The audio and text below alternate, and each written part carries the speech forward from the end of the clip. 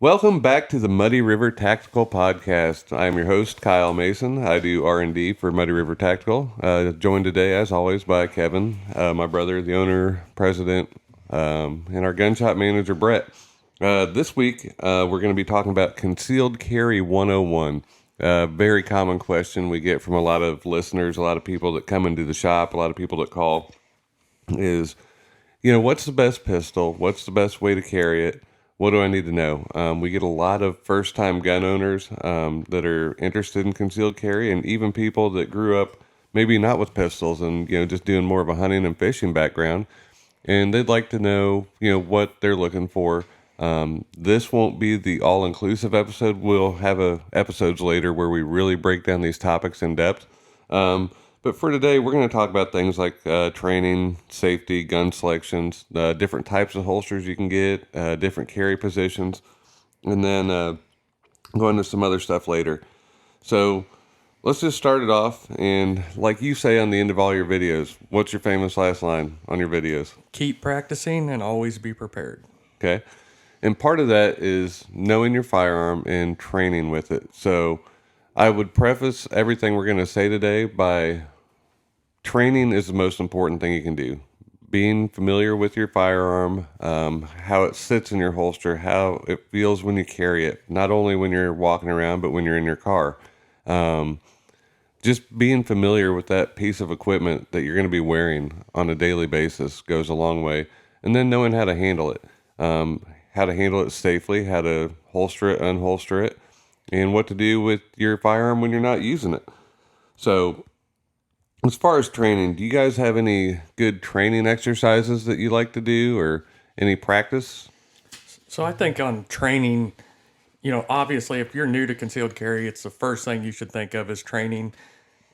At some point you will need, or should, not necessarily need, you can train yourself. There's videos out there, but should go to an on-site trainer.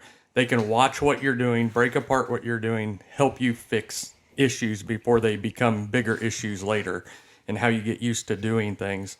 But there is a lot of dry fire things you can do at home. Mantis is one of them. There's a whole bunch of different ones on the market that literally you can do at home dry fire practice that will give you repetition without having to spend a ton of money on ammo and things like that just to get, on the Mantis system, for example, they got different programs where it's drawing from a holster, it times you, it just does different things where you get used to different sequences of concealed carry. Now, is that like an app that people would download to their phone or tablet? And Yeah, so on Mantis, it's you buy it and then it downloads on your phone, and the sensors and everything go through your phone. So like your phone's on a stand, and the one I have, so they have different ones, but the one I have is like a training bullet that goes in there that casts the light through the barrel. There's also some that have like attachments that go on the rail, which I'm not as big a fan of those, because then the issue you run into is you have to have a holster to fit that laser on the bottom of your gun, which is dumb. Then you have to buy, even if you can find one for it, you got to buy another holster, which isn't what you normally carry, to practice drawing your pistol.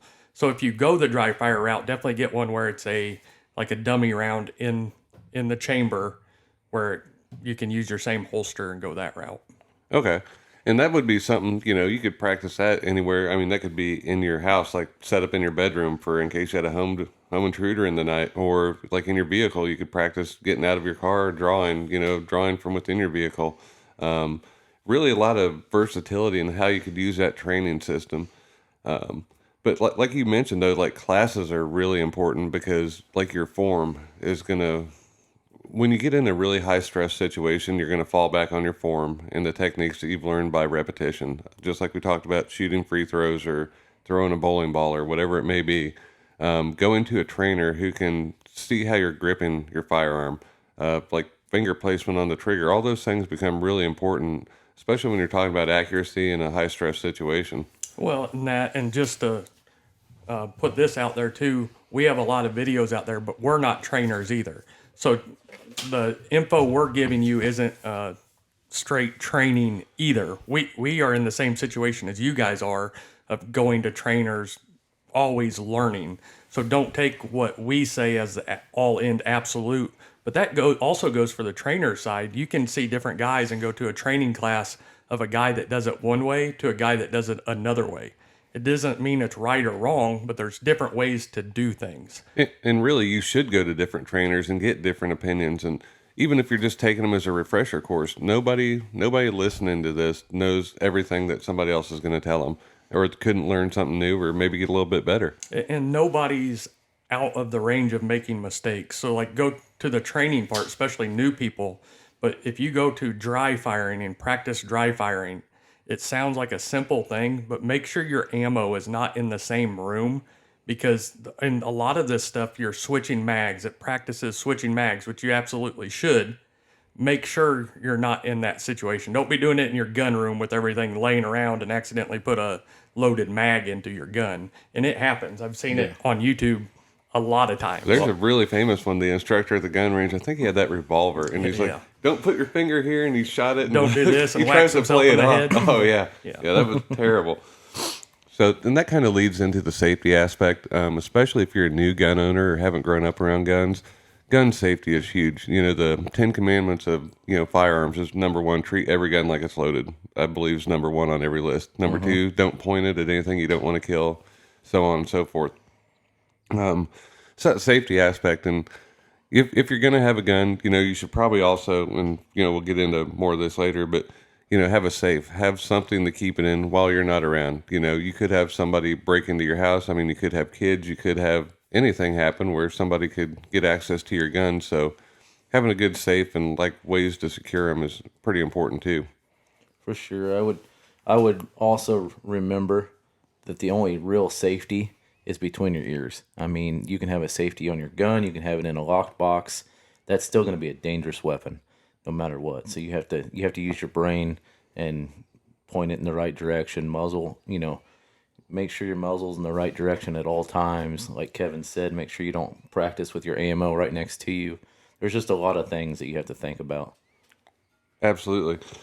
And on those firearms, keeping it safe, keeping them clean is really important too. So after you shoot them, you should know how to disassemble your weapon. You should have a decent cleaning kit for it. Not only for the life of the pistol, but for the functionality of it. Well, and also when you get these pistols, when they come, what is it technically? It's not packing grease. What is technically in those pistols? It just depends on if they're shipped from across seas. If they're shipped across seas, they have a lot more grease and a lot more oils built onto them because they're in a shipping container on the ocean. I mean, for months at a time. So you get, one made from Turkey, you're going to have to clean it. You're going to have to wipe it down just so you can handle it first off. And the insides, like Glock, will use their own special grease on their slides. It's more grease than the oil that you would normally see in a gun. Yeah, the more oil you have on a gun, the worse it's going to get eventually, because every time you shoot a handgun or a long gun, there's always unspent powder. There's unburnt powder. And that unburnt powder goes inside your gun, sticks to grease, sticks to oil. It just creates a problem. So you want to make sure to break it down, clean it, put it back together. And then as you're breaking it down and cleaning it, you're learning your weapon first and foremost. That's the best thing. And as far as like the grease and lubrication, like a little's good, a lot is not better though, because it's just a magnet to attract that dirt and powder and everything in the environment. Yeah, I use a kind of a wipe it with my fingers method. I use a really thin layer of grease on there, almost where you can't see it, but it is there. That's kind of what I do. Okay. So we talked about it, briefly, but like securing your firearm while you're away. There's a lot of safes that people can get that mount to your nightstand. Like a lot of people want a gun right by their bed while they're sleeping. They've got some that are biometric, some that have different combinations you put in. Do you guys have any recommendations on safes that you guys like that are maybe compact, maybe not the big 18 gun safe to hold all your rifles, but something like for a concealed carry weapon? For me personally, I like I won't get into different brands. There's a bunch of them, but like the hidden cabinet ones. Like I got them in multiple rooms of the house that people would never know that's what it is. So it's always there. Like if I go home and I'm playing with the kids, I'm not going to have a gun on 90% of the time at the house, So then they're around. They're where you can get to them. But the other cool thing about them is they all have like the magnet locks or whatever on them. So they are still locked, but you can put it in there with your holster and everything. and just set it in there, and it's still secure from the kids. I have small kids. Brett has small kids. You have small kids.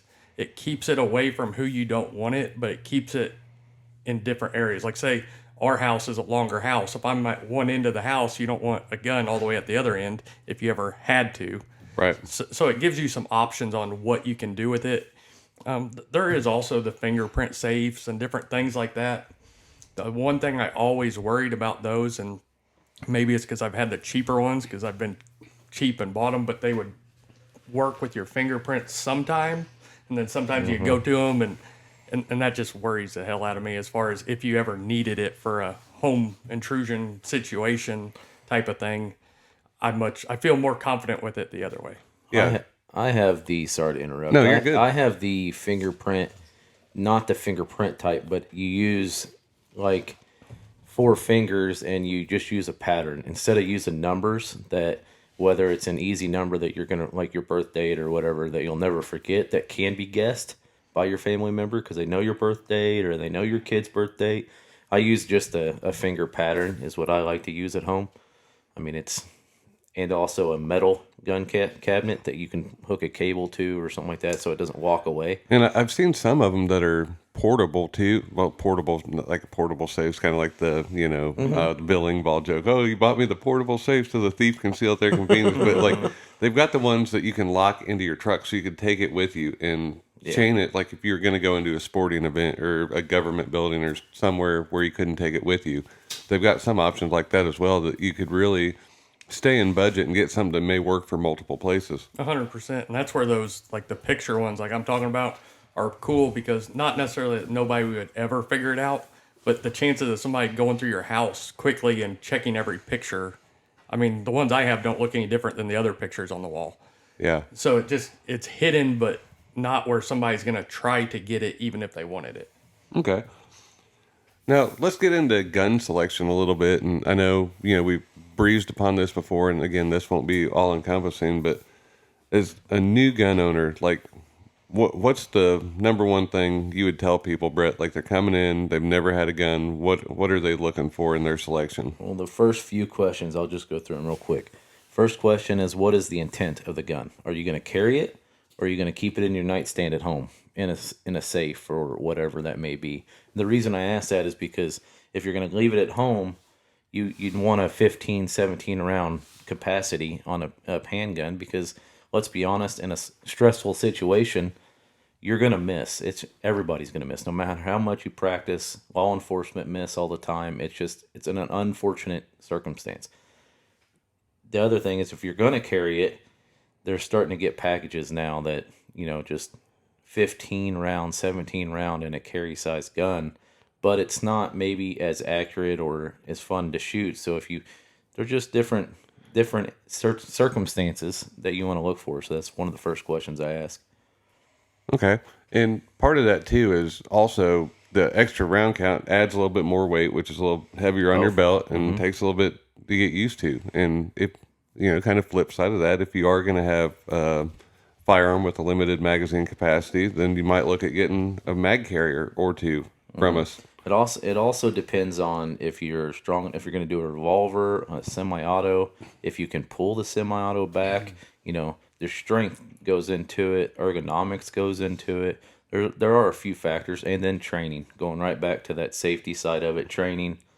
If you've ever shot a handgun, if not, all that does play. So if you want a safety or no safety, yeah, there's a lot of questions. Well, and then you get into there's a whole debate, and it's probably not for today, but, do you carry one in the chamber or not? Revolvers, there's always one there, but some people carry, without one around in the chamber. I mean, safety I'm safety still off. uncertain on that one myself sometimes, but I know I need to. Yeah, and that I will split second does matter. Personally, like, I don't want to say I'm bad about it, but I prefer not to have one in the chamber 90% of the time because you're probably not going to need it. Now, when I worked armed security, I always had one in the chamber because it was just a different type of situation. So, and it may be different, but I would say whatever you're going to do, get used to it. That way you don't just assume there's one in the chamber, and if you need it, you're How do you carry, Kevin? With one in the chamber, I think you're always going to be better in all honesty, it's just what you get used to. No different than safeties or no safeties on a gun. There's people that come in and are adamant they want a safety on the gun, which is perfectly fine. I'm not saying that's a bad thing, but you have to train that way. If you're used to carrying a gun with no safety, no matter how much you train, and then you're carrying a gun with a safety on it, the chance of you remembering that safety when you need it is slim to none. But just like, you, for instance, Kyle, you've been in armed security in the past, but now up until you came here, you're kind of out of it for a while. So your comfort zone from where you were when you carried a gun all the time is different than what it is now, which is why you're on the 90% not carrying in the chamber side, which is 100% okay. Because if you go online, and it's me too. I'm going to tell you to carry one in the chamber, but there's guys that are like, that's the absolute, that's what you have to do. Well, there's nothing that's absolute that you have to do it. The key is get enough training and comfortable with it where it's comfortable for you. And after enough training, you will get to that point, which is where you need to be. No, I would totally agree with that. And yeah, just from the safety aspect, like you said, making sure you know what it feels like if it does have a safety, how to turn it on and off, and And not all safeties are the same. They all feel different or different. Some are bigger levers than others, and different spots maybe even, or yeah, I mean, there's all different things that go into that. And that's what we talked about the other day. Is not every gun's the same. So what you practice with the most should be what you carry, which is hard sometimes because then the smaller guns aren't as fun to shoot. But if that's what you're going to carry, be familiar with that gun, not the gun that you're practicing at the range. Exactly why I ask that first question every time. What is your intentions? Because if you're going to carry it, then that's what you need to buy, and that's what you need to practice with. That's what you need to shoot. If you're just going to put it in your nightstand, it's just two different animals. It just really is. And there's enough guns on the market now that can fit both of them, but there's definitely a separation in there. The ones that fit both of them are kind of the fine line between the two, I feel. kind of those mid-sized pistols. Even the Sig X Macro, it holds 15, 17 rounds, whatever. It can be used for both. It's still a carry pistol. It's small enough to carry, but what people consider small enough to carry changes by individual and by individual. So on the gun shop side, the only thing I'd add to what Brett said is there's definitely the difference between the two, but get one, if you're on the concealed side of that, get one that fits your hand good enough that you are going to practice with it. Yeah, if you're not comfortable, you're not going to pick it up to protect yourself. Yeah, Just and I fact. can almost promise you, and this sounds terrible because it's not a bad gun, but like the LCPs and stuff, they are hard to shoot. Somebody that's a good shooter, they are hard to shoot.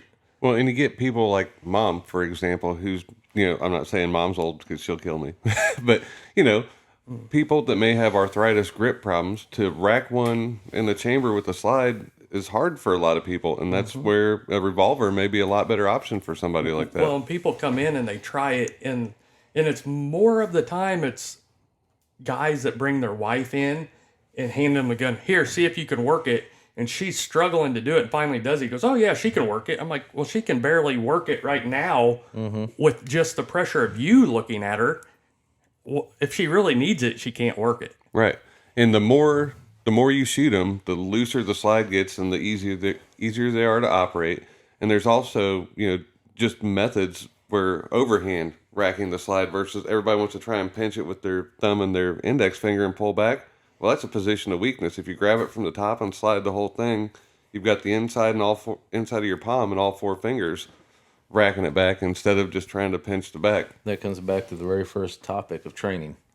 That's exactly what training does for you. Is helps you with your leverage of that firearm. Because that's what you're using. Is you're using leverage to rack that slide. And if you're not trained, you don't know how to do it, then you're going And to struggle. I was never that way before, but the more I've shot over the last, really the last year and a half, more than any, I started using the front serrations all the time, mainly because of the optic. I shoot a lot of optics.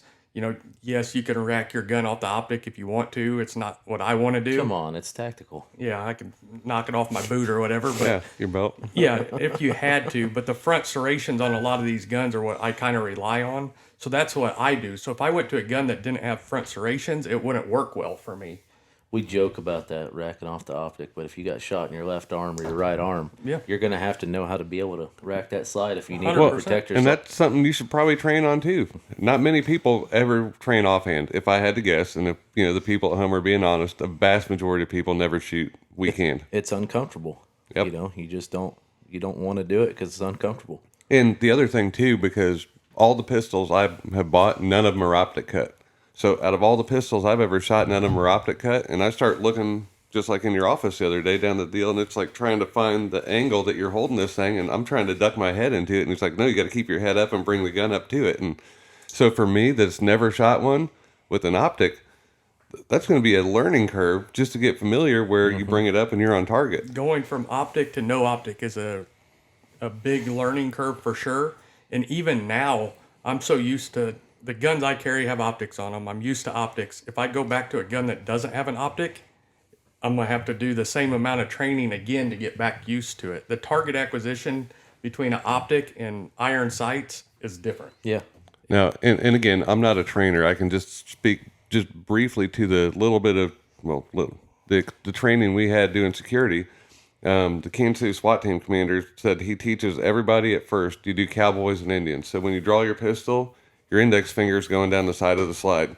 And if you just do cowboys and Indians, and as you're drawing, point with your finger and then drop it onto the trigger, you're going to be pretty close to center body mass, just naturally. Yeah, you're going to be right there from a concealed carry, self-defense. Statistics say everything's within 7 yards generally, which is close. You can hit somebody's torso with that method without a doubt. Okay. So we kind of talked about the different firearms and which leads into different carry styles and what holster is going to be best for you. That's another, we kind of brushed on it before. What's the best holster? Well, the one you're going to wear and the one that's comfortable and the one that fits you the best. Our holster's the best holster. Agreed. yeah. One from Muddy River Tactical is the best. So Yeah. Well, the cool thing about us, though, is we offer everything. So that's why I say it all the time, and people think I'm joking. It's like, well, we got no matter which situation you're in, we got something for you, compared to where a lot of these companies only have Kydex holsters. They don't have leather, or only have whatever, hybrid holsters. They're going to convince you that that's the best thing. Well, none of them are the best thing for anybody. So with us offering multiple different things, it allows people to have options without us being biased on what we tell them. So and that kind of leads into, like we were talking about, most people, they start off with a leather holster. And before I started here, I'd had leather holsters and they were thick and hard and like they just really weren't that great, I don't feel like. Our buffalo hide leather holsters, they're soft, they're incredible. I mean, they fit snug to the gun.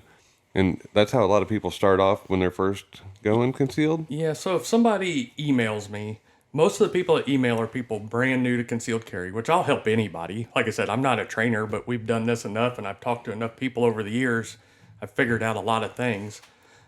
It's no different than I always use the wristwatch as an example. If you do not wear a watch and then try to wear a watch one day it's going to be weird for the first week. You're always going to be jacking with it.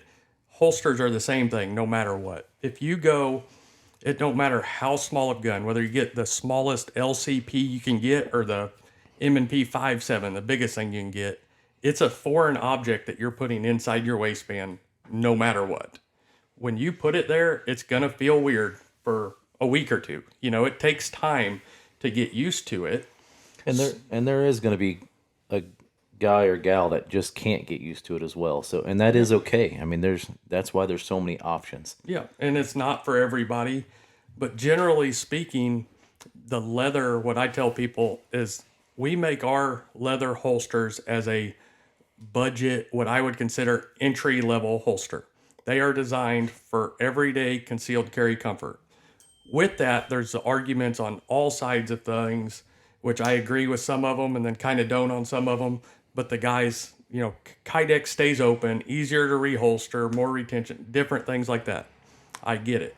But in a real world self-defense situation, I don't care how much training you have, if you have to truly use that gun to defend yourself, the last thing on earth you are worried about is reholstering that gun. Mm-hmm. It's just, I mean, you can make the argument all you want, but statistics don't lie. You got all day. Yes, when the cops show up, you could get all the cops that show up to shootings. 9 out of 10 times they have to tell that person to put their gun down on the ground, or they put it down on the ground when the cops show up. Yeah, which you should. They're not gonna let you reholster that gun and put Yeah. it back on your side while they're trying to figure out what's going So on. to think that you're going to be like a movie guy and go use your pistol to defend yourself, put it back in the holster, and just be walking around like nothing happened when the cop showed up is just statistically not going to happen. So that debate on the leather holsters for me kind of goes out the window. Where it does matter, though, is the training part of it. So if you only have a leather holster and then you're going to the range to train, to draw from your holster, which you should, it don't matter which holster you got, it makes that harder because it's a little harder to reholster. It's going to make your training different, but I don't think it makes your...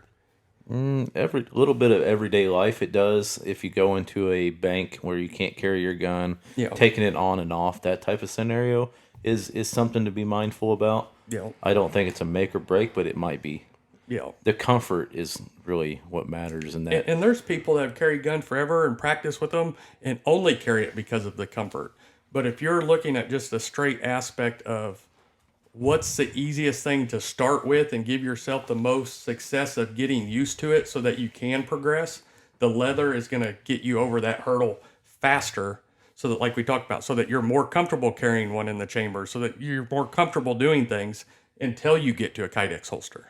So, do a lot of people, like when they start carrying, like people have pants that fit them the way they are? Do people have to get larger pants sometimes to accommodate them? Just depend on the gun, or Sometimes it just depends on what kind of pants you wear. I mean, if you wear skinny jeans or something, yeah, you're going to have to. But for most people, the guns now are so small in the big picture. Like even the bigger guns are an inch thick, like the macro, it's only an inch. Most people have that much room already. It can make a difference, but not as much as the old days of it being an inch and a half wide pistols. well, and and I can tell you from even our models, and our models for our holsters are slightly wider than the gun for reasons, for fitment and stuff. But even like my widest model is like not even inch and a half. I mean, it's pretty narrow, when you really think about the big picture of trying to fit something in there. Yeah, and when you're talking about inside the waistband holsters, which is what I always would, for the concealed carry market, that's what I would always suggest. Yes, you can wear an outside holster and conceal it certain times of year, sweatshirt, coat, stuff like that. Other than that, it's super hard. If you're in shorts and a t-shirt, it's hard to pull off an outside holster and be really concealed all the time. And, then it goes into open carry, which I'm not a fan of at all. People do it, and I guess it depends on what area you're in, because there's areas of the country that everybody open carries. It's kind of normal. Mm-hmm. Those places it wouldn't matter. But most of the country's not that way. So I feel by open carrying, you make yourself a target before anything ever happens. That's exactly what I was going to say. Yeah, you're drawing attention to yourself unnecessarily, and if you are in a store and a shooter comes in, who do you think the first guy he's going to go for is the guy with the 45 strapped on his hip that's clear? Well, the other thing is, if you look at the news, the media, everything that goes on now, there's two sides to everything. There's always going to be the people that don't like it, whatever. Us as gun owners don't need to draw unnecessary attention to something for no reason, in my opinion, if that makes sense. Like, why?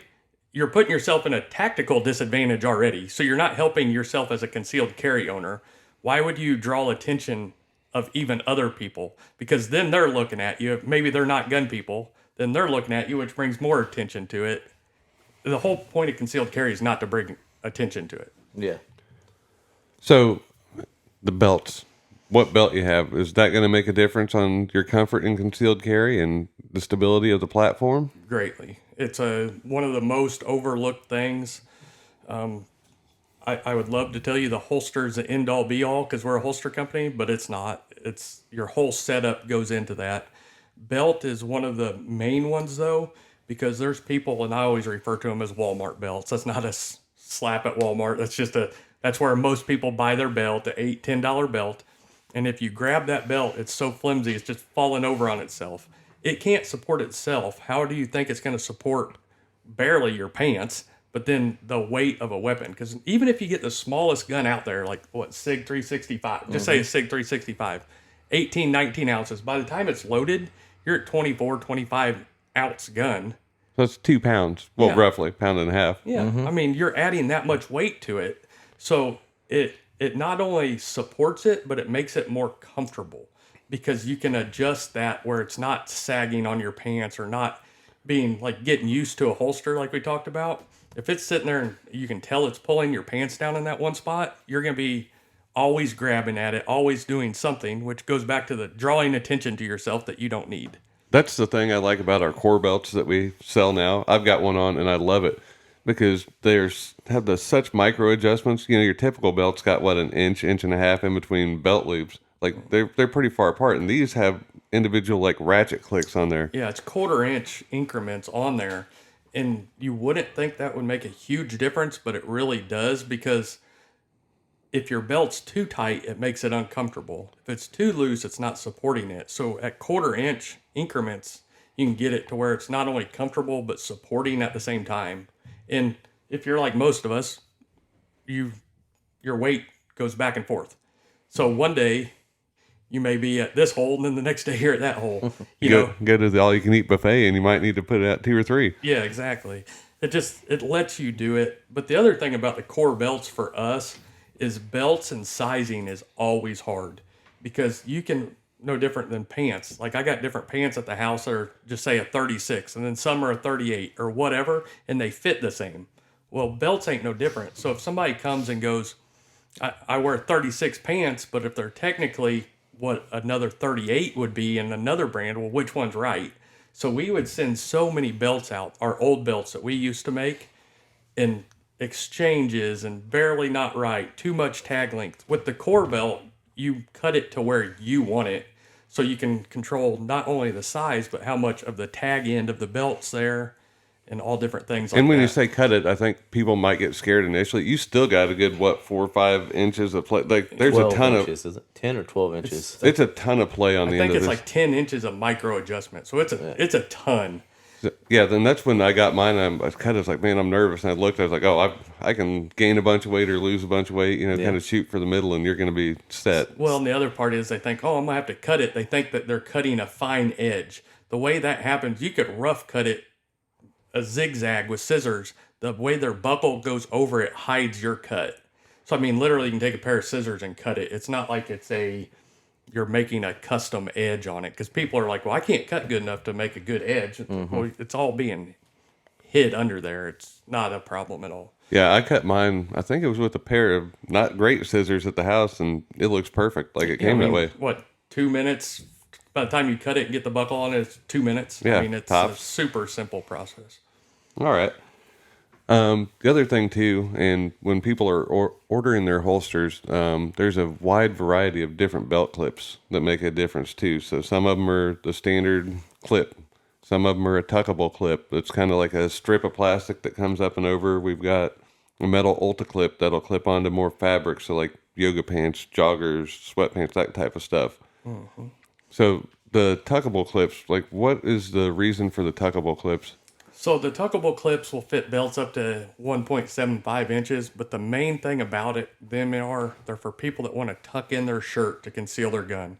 And I will stop right here and say, before people think, most people cannot do that. I'm just going to be honest with you. Mm-hmm. There's not a ton of body types that allow that. So me personally, I can't pull it off and conceal a gun by tucking in my shirt. I just can't do it.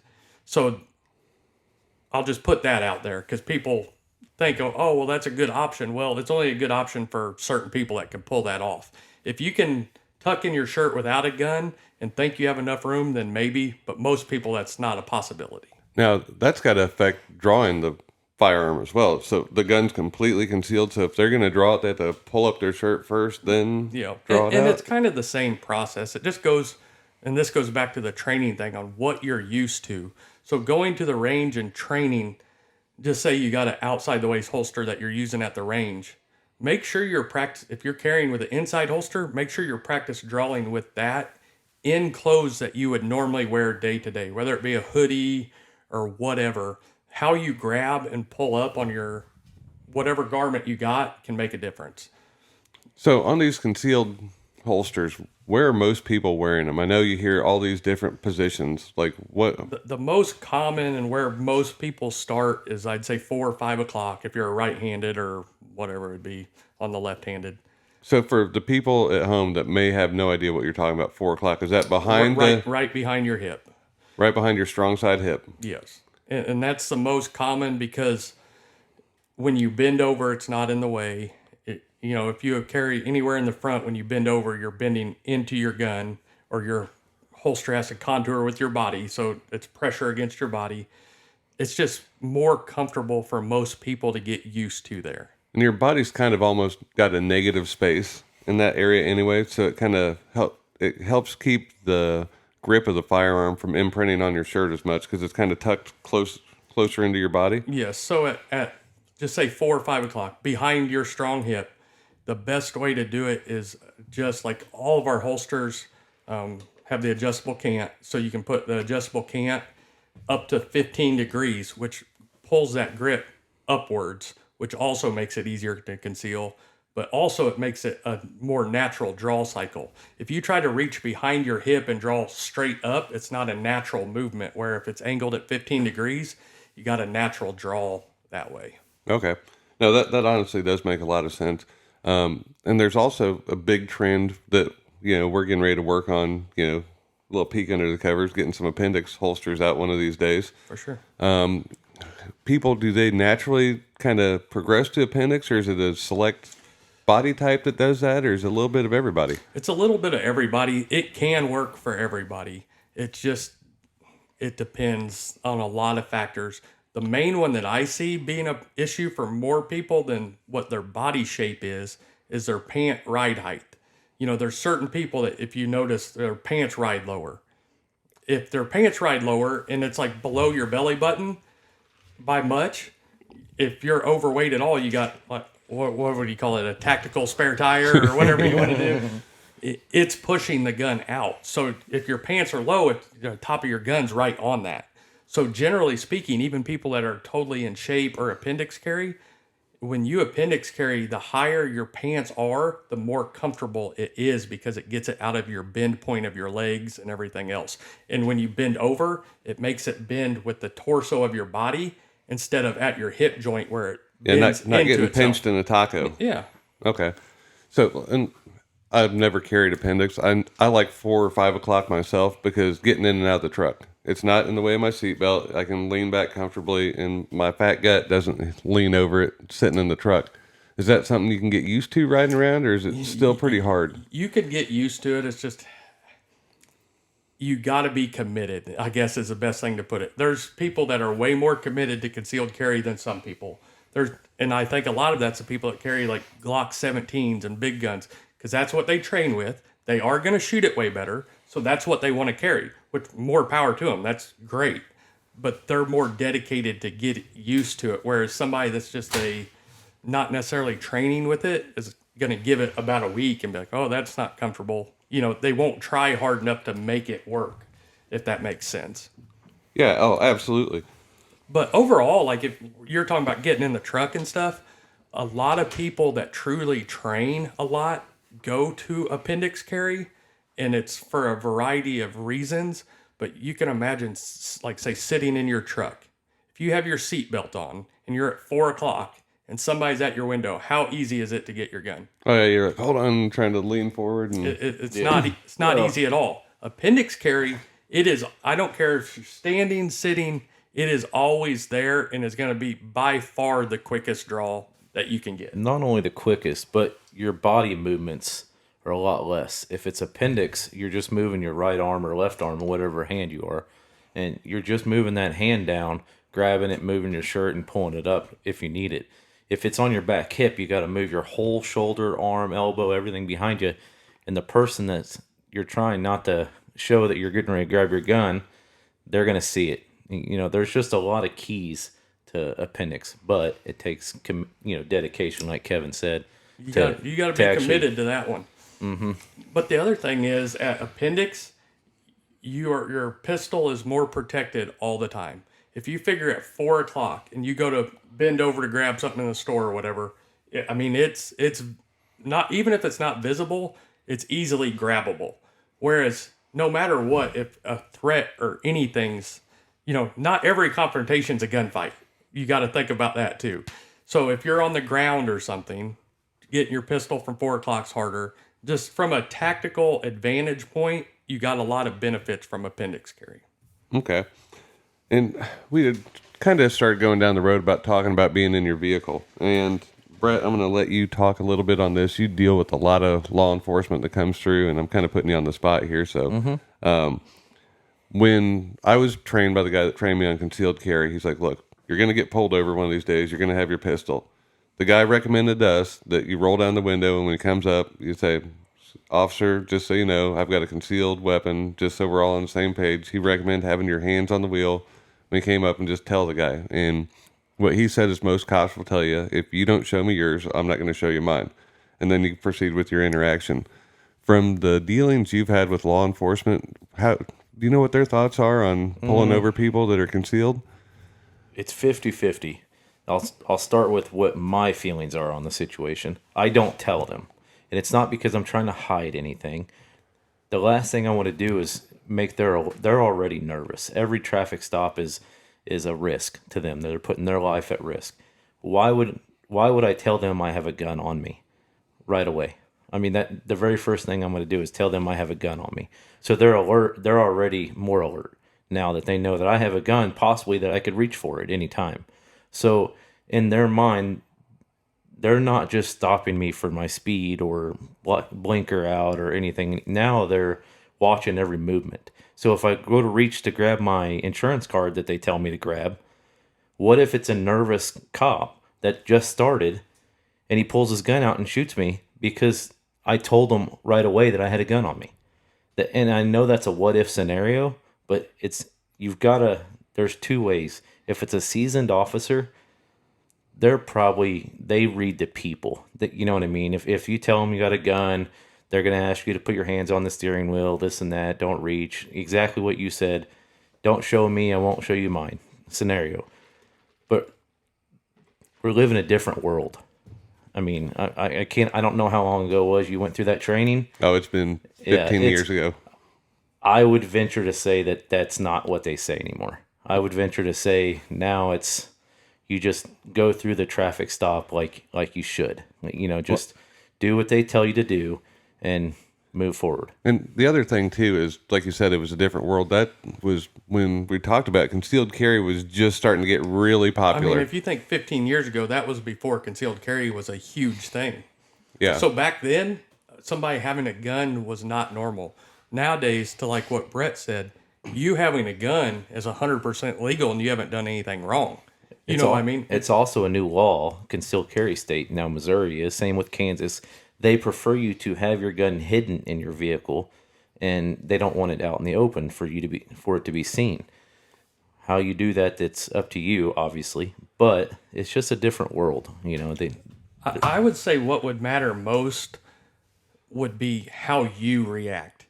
If you're carrying a gun, you're not doing anything wrong, and you have the right head on you, which you should if you're carrying a gun, and just act normal, nothing's ever a problem. You know what I mean? But if you're have a gun, they know you have a gun, and then you're, I don't know how else to say it, but being an asshole and not letting them do their job, it makes you look like one of those people that they have to deal with every day and doesn't shed you in a good light.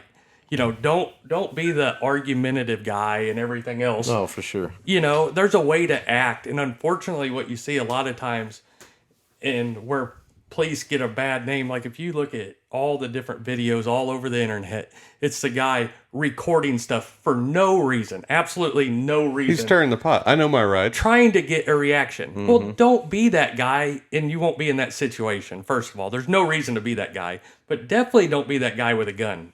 Like, I mean, if that's your reaction. Carrying a gun should be a responsibility and should be the last resort of everything.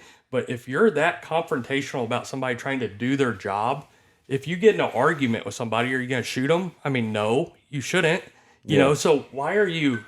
Now, don't get us wrong. We believe in our rights. Yes. We believe that the cops, on the other hand, should not be trying to push our rights away from us either. So we're not getting into that debate right now. So those videos are both ways, but I agree with you. They're out there to push the issue to get They're get trying to views get likes, online. yeah. Most for of sure. them are the clickbait getting views online that are going and doing stupid stuff intentionally to get a reaction out of somebody. It's like, don't be that guy. Another thing that's really important is when you're concealed carry, you can't be drinking alcohol. As to the best of my knowledge, if you're concealed carrying a pistol, you can't have any alcohol on board. Is at least what they told us going through our training. Do you know if that's still the case, or? Me personally, I don't know legal advice. I don't know if that's the case. We're not lawyers here. Let's Yeah, just put that yeah. out there. But me personally, if I'm drinking, I ain't taking my gun. It just puts you in a bad situation because no matter what, I mean, if you look, just talking about police, yes, there's a bad apple and everything. I'm not saying every police video is right or whatever, but there's police officers that go on trial for perfectly legal shootings. With a body cam. With a body cam, how do you think you are going to be? So whether or not right, wrong, or indifferent, if you got alcohol on board and then do, God forbid, have to use that pistol, you do not look in a good light already by the time you go to that jury.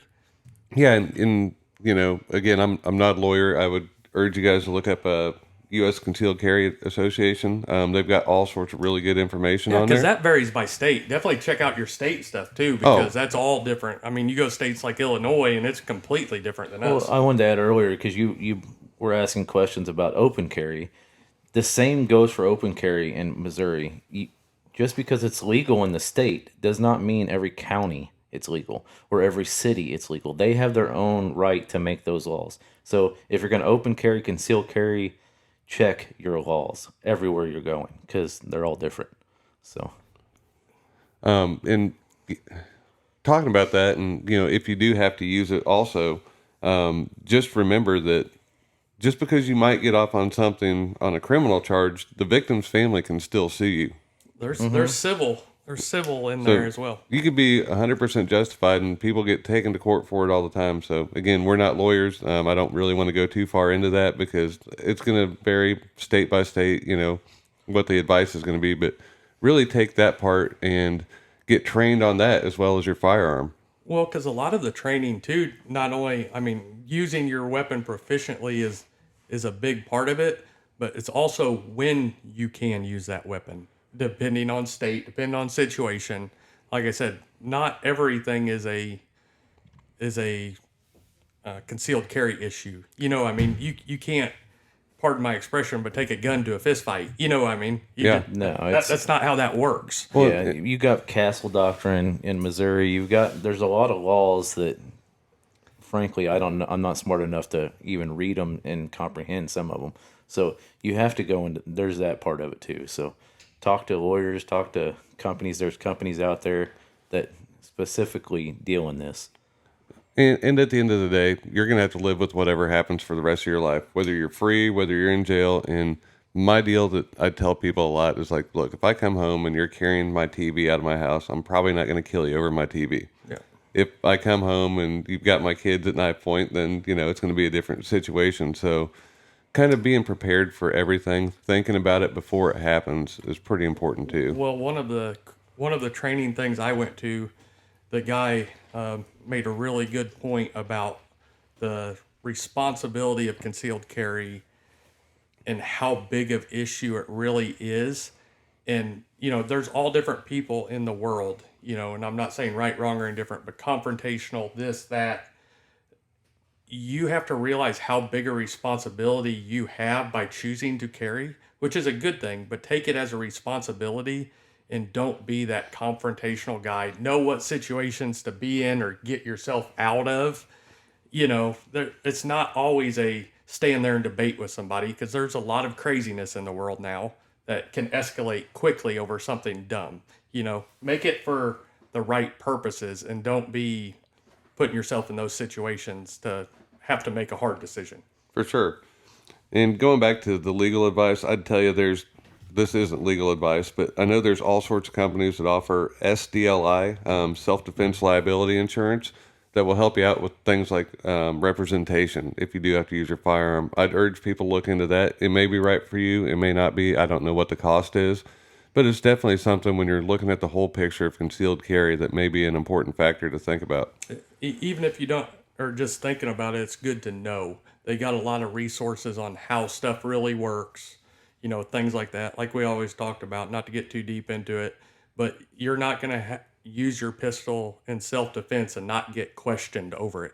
You're going to get questioned, but it's how you react, how you choose to react, different things like that. That'd be a great episode if we can get in contact with them one of these days, get them on, and get somebody who may not be state specific, but give more of a focused overview of what they, because to be honest with you, it changes so much with the laws always changing and different states coming on board with the different carry stuff. Just to know what they really truly do cover. I'm not saying it's a good thing or a bad thing, but definitely look into it. It's for no more than it costs. It could save you down the road. So we're at the point now where we've talked to people about picking a firearm, picking a holster for it, being secure, kind of different ways to carry it. Kind of to wrap it up, the main thing, if you get anything out of this, is train, and then train some more. How often would you recommend somebody going to the range? Once a month, or? It's hard for me because I have the opportunity to do it frequently. I got the range at our house, so I can do it more than the average person. But I think it's a good combination of as much as you possibly can and afford.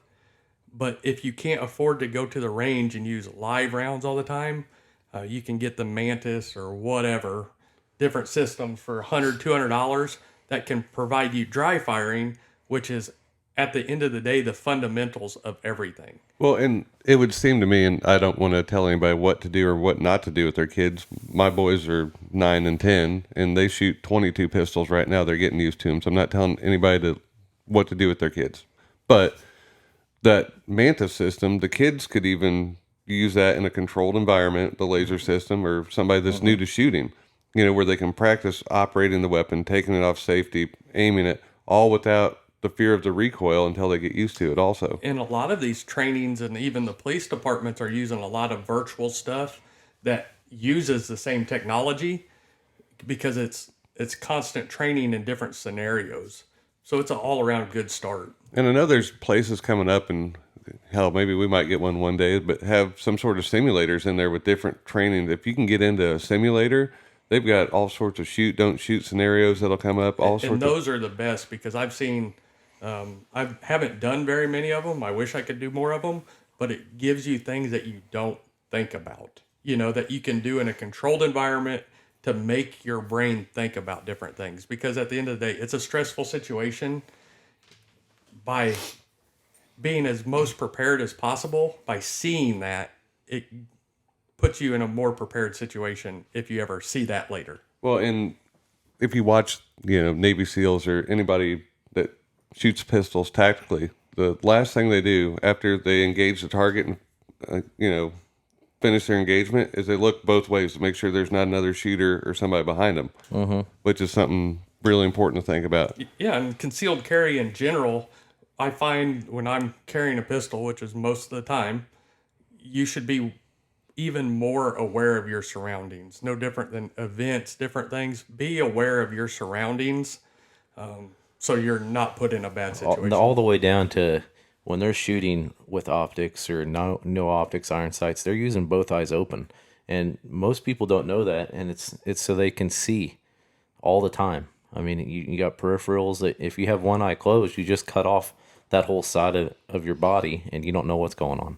So, and it's hard to get used to. That's where the training comes in, because you won't see any new shooter that just does that without training. Yeah, no. I mean that I've seen anyways. All right. Well, we had a viewer question of the week. It was from Vincent this week, and we actually kind of got to his question pretty early on in the episode, so we'll make sure to reach out to Vincent, get him a hat or a shirt. But Vincent was asking what are our most critical dry fire practices, and we kind of went over the mana system, snap caps. Is there anything else, Brett, that you can think of? What I like to do at home is if you have mantis, no mantis, whatever, just using your firearm, your handgun, get as close as possible to the mirror or wall, and try to practice your dry fire in a close proximity. Because Kevin alluded earlier that it's always within 7 yards or closer, and the most stressful situation is when attackers coming after you with a knife, gun, whatever it may be, and you're within a foot of them. Yeah. And you're trying to stumble. You're trying. There's a lot of scenarios where you really need to unholster your firearm and use that firearm before pointing at them and aiming. There is no aiming in that scenario. What I can 100% tell you, and I am not a trainer, the way I was trained, and again, it was a SWAT team officer, and he prefaced this by saying you're 7 yards or 21 feet. Mm-hmm. Somebody with a knife can get to you faster than you can shoot him, typically, at that 21 feet. That's why it's the distance where it's okay to shoot somebody with a knife. Again, not legal advice. Follow up, do your own research.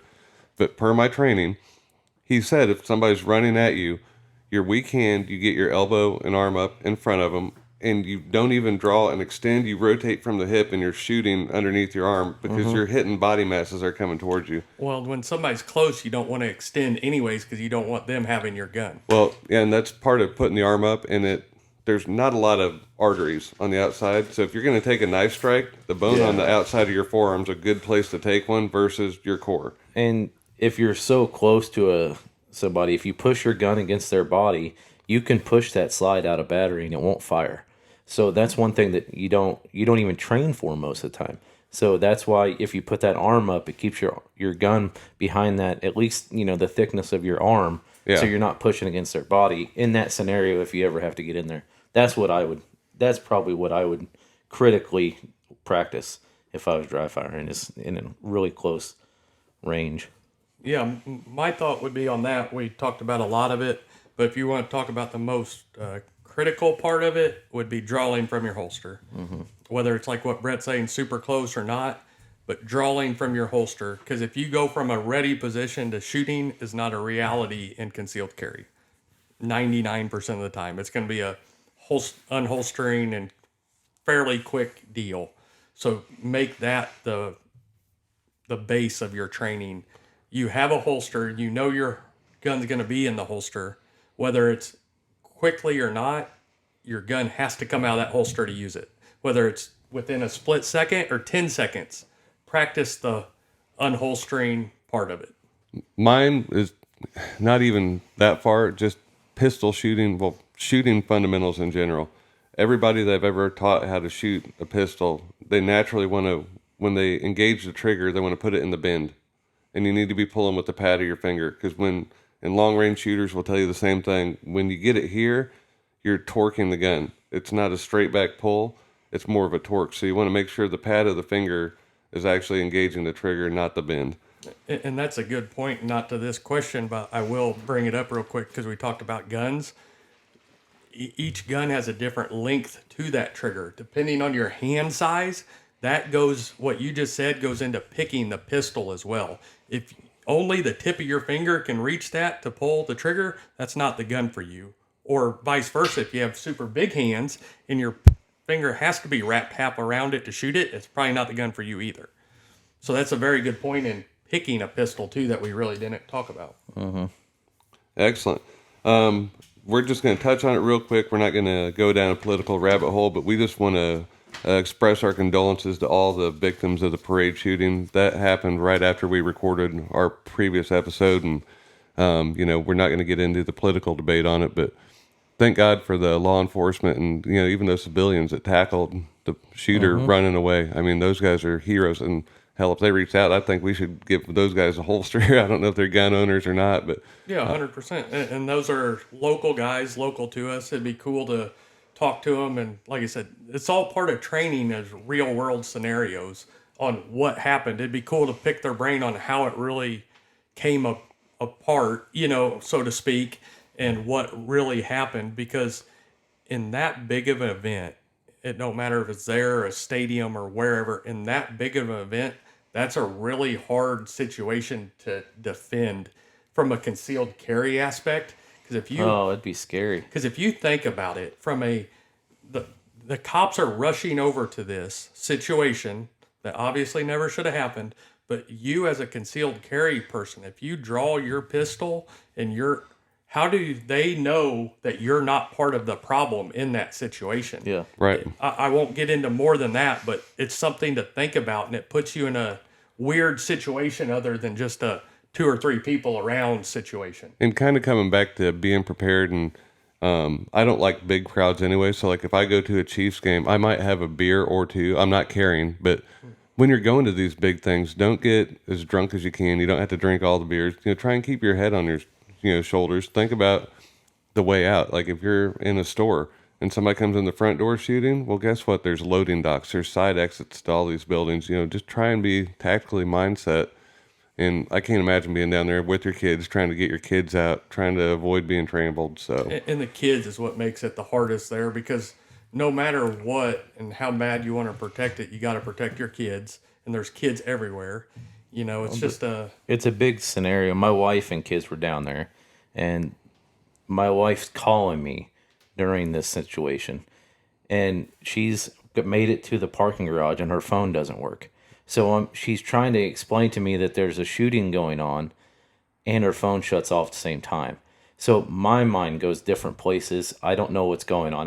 Because I was at work. I didn't know anything going on. I was at the gun shop, and I turn on the TV and they're talking about it everywhere. I finally get her back on the phone, and luckily she's already made it to her car and they're trying to leave. But it's a very scary and real situation that I wish would have never happened. But me and her have had a lot of conversations about it. yeah, So- and maybe we can get into more of that on a later episode, being prepared. And again, we're not trainers. I'd love to get some people on here. I've got some ideas and thoughts on it, but, that's for another episode because we'll go down the rabbit hole on that one. What I would like to tell everybody is we got the promo code, good for the website, 15% off. If you use MRT Podcast, so Muddy River Tactical, MRT Podcast will get you 15% off anything on the website. So that could be holsters, clips. We got shirts, hats, belts, all sorts of stuff. So anything you might find on there, check it out. There's all sorts of videos you can get on there, and I won't speak specifically to where or where not you may be able to see videos. And we have a tab on our website now that it's a video tab, and you can go to our different stuff. But like, Got links for all the major stuff where you might want to check us out. yeah, you can find us in all sorts of places. But we're doing videos on not only new guns, but the podcast, but also situations like this and just self-defense in general. So I do want to say that the MRT podcast for 15% off for the holsters can be used in the gun shop for holsters. They just have to bring it to me when they check out. Just let me know that you want to use the discount code for holsters only. It obviously won't work for holsters guns. only. It won't work for guns or anything else like that, just for the holster side of it. And I'll get you taken care of. And do you still do free autographs? Is that Oh, absolutely. So Absolutely. he'll Well, sign- we're starting to charge for them eventually, but It- right now it's- they're still free. okay? It's a crazy transition though, because at the end of the day, I'm just still an idiot. You know what I mean? But I walked in the I gun second shop. that. I second I that. walk in the gun shop. What was it, last week? I don't know. It may have been the day after we recorded the last podcast. And this guy's in there. Brett's helping him choosing a gun, and he's like, "Yeah, I saw the guy that owns this building on there." And I'm just not even paying attention. I'm doing my stuff. I stand up. He goes, "Oh, that's you!" Like a complete shock. And it's not funny, but in some ways it is, because It's humbling, is what it is. it really is humbling that how many people watch that stuff. And that's a great thing. But the guy was like almost in shell shock that I was there. Like, Well, I'm in shell shock when you're there too. So I was going to say, when you show up let's be fair. 3 days a month, that's like Yeah, hitting the lottery. Yeah, it's well, like- that's on his side. I show up in the holster side, but not in the gun shop side very much. All right, guys. Well, been another great episode. Everybody reach out to us. We need some more viewer questions. I want to give away some hats. We got some cool new podcast shirts coming along. I want to give some of these things away. So hit us up, email us, call us, get us on the website. Ask us questions. We'd love to answer you. If you are some sort of tactical trainer, got some advice for us, something we didn't touch, you're an expert in the field, give us a call. We'll talk to you. We'd love to get as many people on here that know more than us as we can. Yeah, and as we go, we're going to have more guests in different places. And like I said, we'd love to have some trainers, but there's not a one trainer that's an end-all, be-all. They all have different opinions and do things different ways. So it's great just to talk to multiple people. So definitely reach out to us. Excellent. Well, enjoy our intro and outro music by Quentin Cox & Co., a local band. Check them out if you can. And as always, Kevin, you want to tell them your famous last line before we go? Keep practicing and always be prepared. Oh, boy. All right. We will see you guys next week. See you, everybody. See ya.